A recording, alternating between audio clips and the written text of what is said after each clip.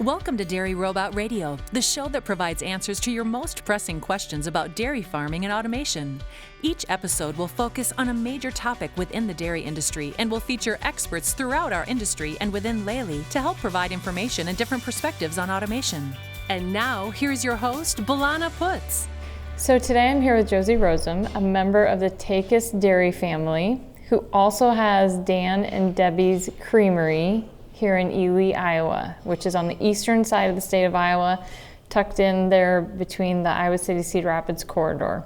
And if everyone will remember, the Takises were the winners of the Way to Dairy Award. And as the winners, tell us what you chose as your prize. Give us an update, Josie. So as a part of our prize, we could select either the A5 Astronaut robot or the Vector feeding system. And although we're implementing both on our farm, we've selected the Vector feeding system as our prize from the Way to Dairy Award. Okay, so tell us more. Is there 3 robots, 1 robot? How many? What all's going on right now? Yeah, so right now we're in the thick of construction. We will be implementing 2 Astronaut A5 robots, which will accommodate our herd of about 120. We'll be implementing the Vector feeding system, and then we will also have the collector, which will be our manure management system. What has happened in the past year? Yeah, so 2 Decembers ago, so December 2018 was when we were notified that we were the recipients of the Way to Dairy Award. And immediately once we found out that news, the planning began. So we started just designing our barn, determining what we wanted to get, meeting with financial institutions to try to get loans approved, and we were very, very excited from that point forward, and it's just been full speed ahead. So if you remember, this last spring it was extremely wet and planting was delayed for farmers across the Midwest. So things kind of set us back. So we didn't get as far along as we wanted to, but we broke ground about September 1st, and the barn is up, the concrete is almost done. We're days away from sort of closing that chapter. The robots are in place, and now we just have installation to do on all of the stalls, mattresses, and then the Laylee equipment. So we're getting there. We're getting very close to startup. And what will the interior of the barn look like? Are you going to have a viewing room to connect the creamery to the farm? Yes, absolutely. We're really excited to be able to have a viewing room on the front half of the barn. This will accommodate farm tours, so we can sort of bridge the gap between dairy consumers and farmers. So we're excited to share sort of our story and all of the things that we're doing on our farm to help create sustainability and stuff like that. So it's going to be really, really neat. So what has the relationship looked like between you and your Laylee Center? Yeah, so from the moment we were interested in robotic milking, we've had a great relationship with the Laylee Center. They've been at our beck and call to answer questions. I mean, silly questions that we just don't know anything about, to in-depth questions. They've provided us with contact information to other farmers so we can sort of have conversations one-on-one with them. But it's been a great relationship, and any question we have, they seek out the answer, whether they know it off the top of their heads or need to seek additional help. So it's been a really, really easy relationship for us. And I guess I'm getting ahead of myself a little bit. So to our new listeners out there who may not know the entire Takis Dairy story, remind us what the current operation looks like and what future state will be. Sure. So my parents are Dan and Debbie Takis, and they're first generation dairy farmers. They started milking about 23 years ago, and they've been milking conventionally in a parlor for the past 23 years. Like many dairy farmers, they didn't particularly like the roller coaster of milk prices over the years, and so my dad has tried to rack his brain on how do we control that. And so 3 years ago, my parents opened a creamery with the help of myself and 3 of my brothers. So we started processing our own milk, and so we take the raw milk from our family farm, we haul it 4 miles to the creamery in the small town of Ely, and we make cheese curds, ice cream, and we bottle milk. So we have a little bit of a unique operation, but we just love being able to show the whole process and having control over the whole process from farm to table. And I actually just bought a few bags of cheese curds, but how many different flavors are you producing now? Yeah, so we have 5 different flavors of curds. And then about a year and a half ago, we started aging our cheese as well, and we've got an additional 5 flavors of aged cheddar. But these flavors are just sort of the tip of the iceberg, because we've got big plans as we continue to grow. But the next step in the process, or in our strategic plan, I guess you would say, is let's get this farming operation going, and then let's start to expand more products here at the creamery. So we're excited to see what happens in the next year. So help our listeners to understand what the creamery looks like. What can I experience here? Yeah, so as I had mentioned, the creamery is 4 miles from our family farm. We picked a location in town, so that way it was more accessible to consumers and people who want to come and purchase our products. So we have a retail store. So you walk in, we have a cute little local goods shop. It's where you can buy ice cream by the scoop. You can pick up all of our farm fresh products, aged cheeses, cheddar cheeses. And then we have a really neat space in the back that's a viewing area. It overlooks our production room, so you can see us in production, and you can watch us make different products. And we often give lots of tours up here and explain the whole process from farm to table, so it's really neat for people to see where their food comes from. And it is tasty. You bet. We've got white milk, chocolate milk. You know, I grew up in eastern Iowa, and I enjoyed seeing the La Casa salsa and chips and wines, and this is, you guys really have a great niche happening here. And how do you also get your product out in front of the consumers? We market really grassroots driven, so a lot of it's word of mouth. However, we're very fortunate that we live in a really great area in between 2 larger cities, Cedar Rapids and Iowa City, and we're able to bring our product to different grocery stores, so local Hy-Vees, Fairways, small town grocery stores, as well as restaurants and coffee shops. Those are all places that use our milk or sell our milk, and a lot of people find out about us that way as well. So for those of the folks out there that don't understand automation, how does the automation at the farm fit into the overall farm family's future? Sure.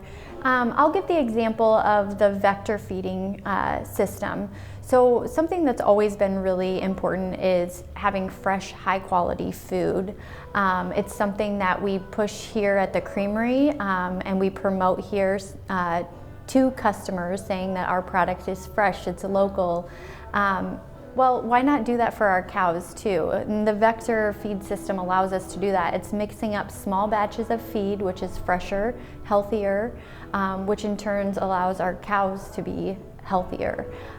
So we really want to show everybody and show our herd that we care about them, and they're able to get the best product possible. And we want our customers here at the creamery to feel like they're getting the best product possible as well. So talk to us a little bit about your focus on sustainability. Sure. When my parents first started dairy farming, they got into the industry purely because they loved farming, they loved animals, and dairy farming was a good opportunity for them to grow their farm. However, shortly after they started building, they weren't able to build for the future. They were sort of they had financial restraints where they just had to build to make it work right then and there.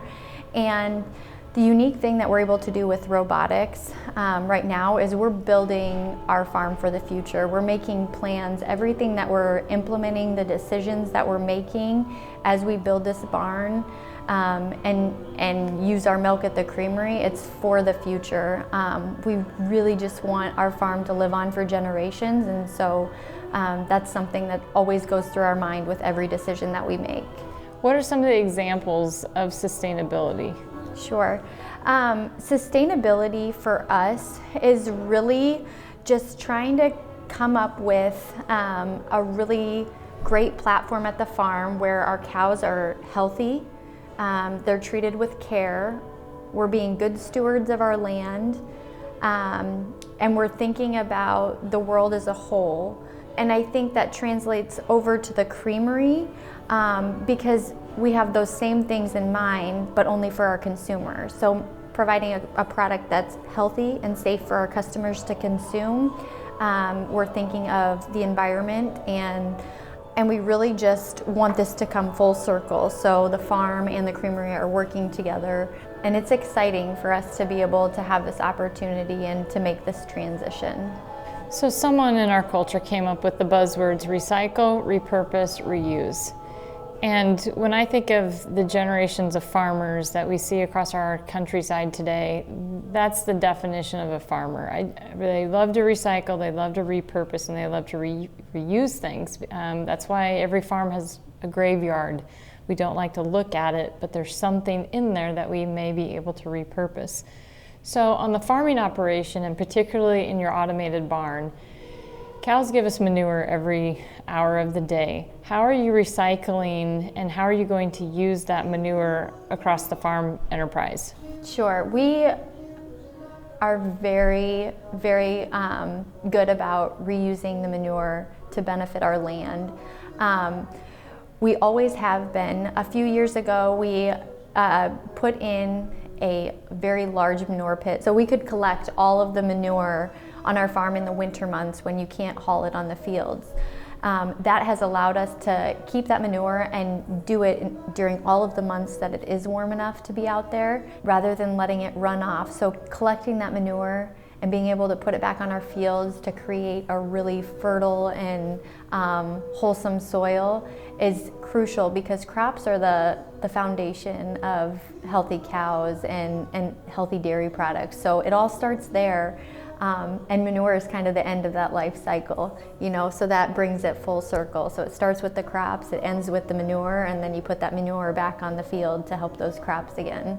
So there really are a lot of different irons in the fire, so to speak, here. There's a lot of different family members contributing to the overall health of our environment, to the overall health of the family books, the financial stability, and really contributing to the health of the cows.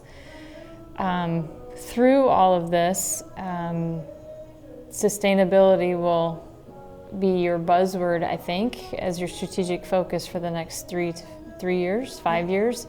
What has been the biggest surprise through this process, working with the family members, working with lenders, vendors, all of that? Has there been any surprises along the way? It's always scary when you have an idea that's different than what everybody else is doing. We see more and more people, more and more dairy farmers transitioning to robotics, but you still see a lot of farmers out there that are doing things conventionally the way it's always been done. And so to go to a lender and pitch something that is not the norm or something that they're not familiar with, it can be a little terrifying. But I think the most surprising thing is the support and the encouragement that we've gotten along the way. Although it might be scary to pitch some of those things or to explain sort of what our dreams are for creating this sustainable lifestyle in dairy farming, people are excited and they love the idea. And I think with them seeing our passion and everything that we want to bring to the table and our vision for our farm and our creamery, I think that's what vendors and bankers and lenders all see, and I think that's why they support what we're doing, they believe in what we're doing, and that's why we're able to do what we're doing. So many people go into business because it feels right. So many people go into a business because it has been generational and they don't know any other way. And some would say they go and they stay in business because they're too hard-headed to make a change, and it's what their heart wants to do, but it may not be what the books tell them they should do. So through this process, how are you going to keep doing what your family loves to do, and why are you going to do it with automation? Sure. You know, we talk about this a lot as a family. Having a family business is, how do you separate decisions that are made from your heart versus your head? It's been a big challenge of ours, and we're still not perfect at making the best decision, but we didn't start dairy farming or start our creamery for business reasons. We really did it because we have a passion for dairy farming, and that's why farmers go into business, because they have that passion. They don't necessarily have the business mindset, and that's okay. But what automation is going to provide us as farmers is the ability to make business decisions with our head while never wavering why we do things and decisions we make from our heart. So that's what excites me the most, because we get to continue what's important to us and doing things that are really, really meaningful and give us purpose each day, but we're able to make smarter decisions that will allow our farm to be more sustainable. So you've put a mechanism in place to not only look at profitability, but also, maybe equally importantly, an enjoyable way of life. Absolutely, yeah, there's definitely a balance. Two things that we haven't really had in the past. We're going to be able to look at numbers and in real time, and we're going to be able to make quicker and smarter decisions. But then we're also going to have a balance, a work-life balance that's going to be great. So when you talk numbers, we're going to have better resources at our hands.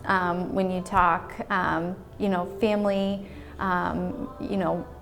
just being able to have more of a balance in life, we're going to be able to have greater flexibility, and both of those things have been lacking in our operation for a number of years. So robotics is really going to allow us to have a better business.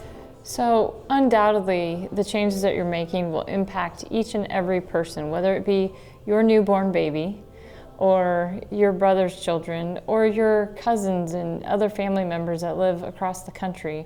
Without a doubt, this shift in the dairy operation will impact everyone. But do you see it impacting anyone in particular in a unique way? Sure. I mean, I can tell you right off the bat, my parents are the ones who milk the cows every day, morning and night. I don't remember the last time that my mom has had a day off. And by day off, I just mean like a day where she doesn't have to rush out to the barn first thing in the morning. And she can do things at her leisure. Same with my dad. I mean, they've got to hit the barn at 7 a.m. and 7 p.m.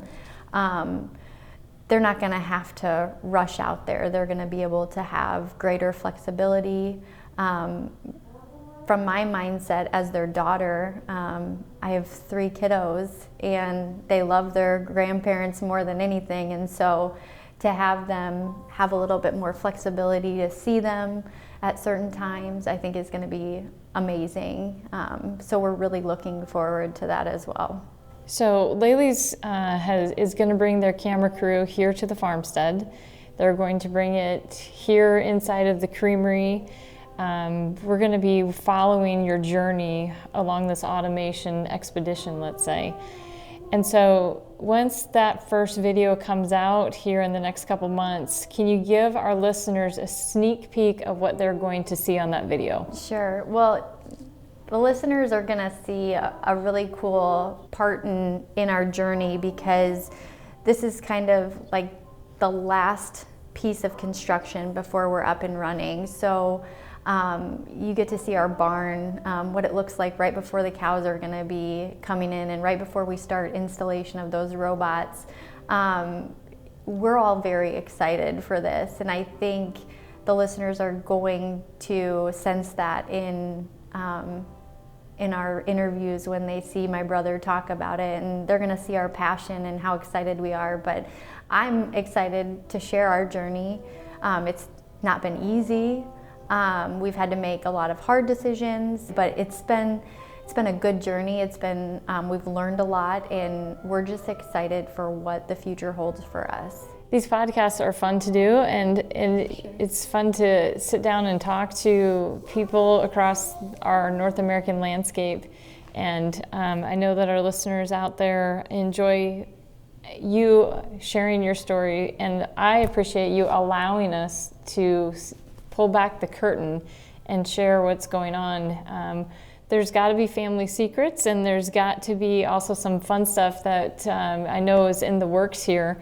So we don't want to give all the secrets away on our podcast or on our first video. So by the time this operation is up and running and milking, the public will be able to see all the cool things that are happening and probably some surprises here at the end. So thanks, Josie, for taking the time, and we can't wait to see how this story continues to evolve. Thank you, Belana. You've been listening to Dairy Robot Radio, the show for dairy producers who want their questions answered by experts in dairy automation. Connect with us at dairyrobotradio.com to listen to all episodes and learn more about the topics and guests on the show. You can also find us on iTunes, Google Play, Stitcher, and Spotify.